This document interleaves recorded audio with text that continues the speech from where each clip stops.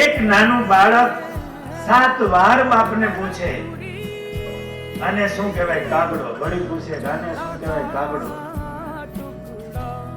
7 વાર જવાબ આપ્યો હોય મીઠાઓ. અને એના વ્રત થાય ને 80 વર્ષના,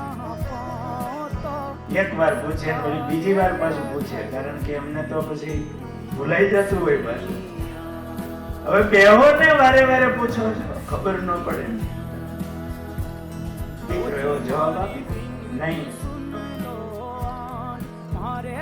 નાનું બાળક અને વૃદ્ધ બંને સરખા છે. એના સ્વભાવ સામે ન જોવું, એમની પ્રેમથી સેવા. ભગવાન રાજી થાય છે. અને જે પરિવારમાં વૃદ્ધ રહેતા હોય ને, વડીલો રહેતા હોય ને, એ પરિવાર ભાગ્યશાળી છે.